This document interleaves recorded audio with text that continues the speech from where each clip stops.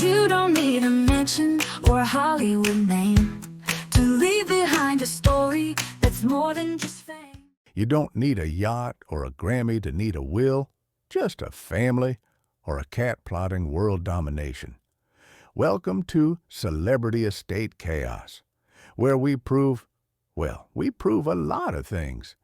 Like how estate chaos isn't just for millionaires with private islands, it's for anyone with stuff, relatives, or that one weird collection you think nobody's fighting over. And chances are, they will. Welcome to the deep dive. Today, we're getting straight into a topic that touches so many lives, or probably will eventually. The real deal about caring for aging parents. Yeah, and we're aiming to move past the Hallmark card version. We want to unpack the challenging stuff, the stuff people don't always talk about. Exactly. So to get a real handle on this, we've looked at quite a range of sources. We have. We'll be diving into some YouTube discussions, specifically from Celebrity Estate Chaos, which featured Tina Jin. She's the author of several really relevant books. Right, like Too Late to Panic, Yeah. Caregiver's Survival Guide to What You Should Have Known Yesterday, the Caregiver's Uh-Oh Handbook, and Shake, Rattle, and Regret. Quite the titles. They really capture the tone, don't they? We also checked out her website, Chaos, Catastrophes, and Caffeine, and a really striking Medium article. Ah, yes, the one about being the only caregiver when siblings aren't exactly pulling their weight. That one hit hard. It did. So our goal, really, is to give you an honest look at caregiving. We want to spotlight those unexpected challenges, maybe offer some practical tips, emotional coping ideas. And definitely stress how important preparation and support are. Absolutely. And also touch on the surprising humor that can sometimes pop up in the middle of all the chaos. Okay, so let's jump in. The first thing that really stands out is this huge gap, isn't it, between what we think caregiving will be like and, well, the day-to-day reality. Totally. We might picture these, tender moments, fulfilling a duty, but the sources, they paint a much grittier picture. Resentment comes up, burnout, definitely. Yeah. Feeling like you're working unpaid overtime 24/7. Always being on. Exactly, that constant alertness. Tina Jin, in Too Late to Panic, she uses this analogy of a wild ride. And that feels about right, doesn't it? It really does. Like you're strapped in, reacting constantly. It can even make you have those moments where you think, wow, okay, this is not the life path I exactly planned. Yeah, not necessarily regret, but just a major detour you didn't see coming. And the emotional toll of that constant pressure, it's immense. Feeling unappreciated is a big one that comes through. And there was this image in one discussion, crying in your car, that just says so much about the need for a private moment to just let it out. Because there are so few private moments. Right. And it's not just emotional. It fundamentally changes your life logistics. Trying to juggle work, your own family, maybe kids, getting enough sleep. It all becomes this huge challenge. You're always on call. Always. And like one of the YouTube videos pointed out, caregivers pour so much in, but there's rarely, a big public thank you. No parade for the caregivers. Yeah, no medal ceremony. Which connects directly to caregiver burnout, right? Right.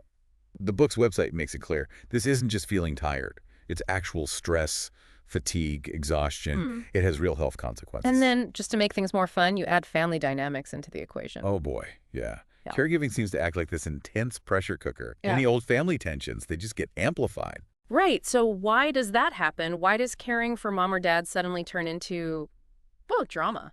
Well, the sources point to common things. Yeah. That feeling of, why am I the only one doing everything? That's huge. Or even like sibling rivalry bubbling up. Yeah. One source called it Survivor, Elder Edition. Oof.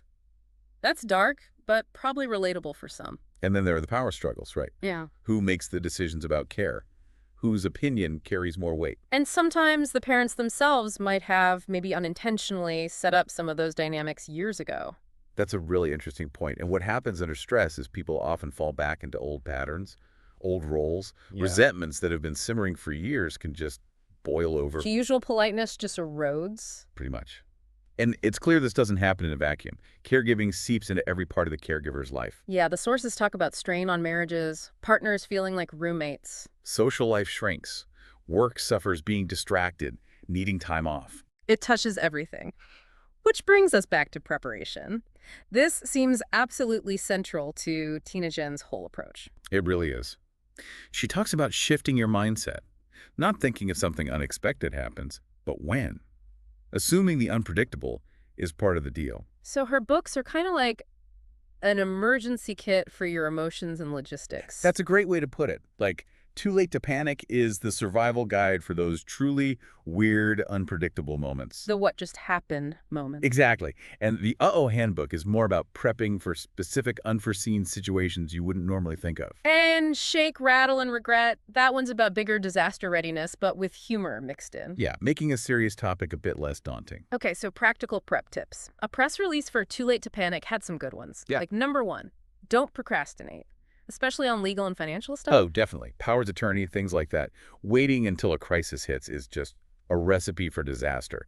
You need that stuff sorted before. And this point really stuck with me. Google is not a care plan. Yes. So true. You can Google symptoms, sure, but you need a real plan. Worked out with doctors, with family. It has to be personalized. Which leads to the next big one. Yeah. Have those tough family talks before things go sideways. Yes. Talk about who does what everyone expects, what mom or dad actually wants. It avoids so much conflict later. That phrase, you wish you had a family meeting before the meltdown. Yeah, that hits home, but why are those conversations so hard? Well, it's everything wrapped up together, isn't it? Facing mortality, potential decline, money, the sheer emotional weight of it all. It's uncomfortable stuff. Easier to avoid, but worse in the long run. Much worse. And finally, that press release mentioned accepting that caregiving will take over your calendar, your headspace. Right. You can't just fit it in around the edges. Not usually. So build that support system early. Don't wait until you're drowning. Okay, support systems. But let's talk about humor first. It seems like a really important survival tool here. Absolutely essential. The sources talk a lot about dark humor, finding the funny side of frankly absurd situations. It's a coping mechanism. Like developing superhuman skills. Fast reflexes, reading minds about food preferences. Totally. Those little things you suddenly become amazing at out of sheer necessity. It's kind of funny when you step back. And humor helps process the tough stuff, right? Makes it less overwhelming. Exactly. It releases tension, stops you from taking everything so seriously, and it connects you with other caregivers who just get it. Comic relief is a godsend sometimes. So those uh-oh moments from the handbook, what are we talking about there? Oh, the truly unexpected. Stuff way beyond the usual advice. The example of Granny's GPS taking her to a nightclub instead of bingo. Okay, that's pretty specific. Right. Or finding dentures in the fridge. It's not just a funny story. It's like a metaphor for the sheer weirdness and stress that can happen. You need the manual for the manual sometimes. Pretty much. These moments show how even the best plans can go haywire, like the story of the accidental alarmist. Ah, yes, the medical alert system mishap. Yeah. Trying to set it up leads to sirens and the fire department showing up. It just highlights how you need to develop these, like, mental muscles for thinking on your feet. Problem solving on the fly. Exactly. And the proactive thinking applies to practical stuff too, like the caregiver's kit mentioned in the discussions. And it's not just bandages and pills, right? It's stuff for the caregiver too. Crucially, yes, like snacks. Simple, but helps avoid making bad decisions when you're exhausted and hungry. Makes sense. A clear medication and allergy list seems vital too. Absolutely. For those 3 a.m. moments. Yeah. And a flashlight, simple, but essential if the power goes out. And I loved the idea of noise-canceling headphones. Right. To block out the unsolicited advice or just get a moment of peace. It's about protecting your own mental space. All of this points to self-care being non-negotiable, not a luxury. Not at all. Staying hydrated, trying to sleep, these are basic requirements to keep going. You often sacrifice them first, but you can't pour from an empty cup. So expanding that kit idea. What else? Think about a broader list of emergency contacts. Not just the doctor, but neighbors, friends, the pharmacist, maybe that cousin who's good in a crisis. Okay, good call. And a small notebook and pen, like a little command center for jotting down symptoms, med times, even just organizing your thoughts when you feel overwhelmed. And the go bag concept, one for the person you care for and one for you. Super smart. Meds, toiletries, clothes, maybe some photos or comfort items, ready for unexpected hospital trips or evacuations. And sanity savers, what falls into that category? Little things, aromatherapy, a calming playlist, a fidget toy, whatever gives you a brief moment of respite, even a worry box. A worry box. Yeah, like a physical box where you write down worries and put them inside. It's symbolic, a way to acknowledge them but set them aside for a bit. Interesting. Okay, so all this prep is great, but you can't do it alone. Building that support system comes up again and again. Absolutely. And the key message is, asking for help is strength, not weakness. It can be hard to ask. It can. Yeah. That's why identifying who you trust and being specific about what you need is important. Not just, I need help, but could you sit with mom for 2 hours on Tuesday so I can go to the dentist? Right. Make it concrete. And don't forget professional resources, support groups, organizations. Finding your tribe, other caregivers who get it, that's huge for validation and advice. And this preparedness mindset, it applies to bigger things too, right? Like what's covered in shake, rattle, and regret. Exactly. Expecting the unexpected applies just as much to wildfires or floods as it does to a sudden fall. So the daily uh-ohs are almost like training exercises for bigger crises. In a way, yeah. They build your adaptability, your resilience. So having a plan for major emergencies beyond the daily kit is vital. Using resources like Watch Duty for fire info, things like that. Real-time information is key. And the whole mindset shifts away from trying to be this mythical, perfect caregiver. Right. It's more about embracing the uh-ohs and finding ways to actually thrive or at least cope well. I like the go bag glam idea.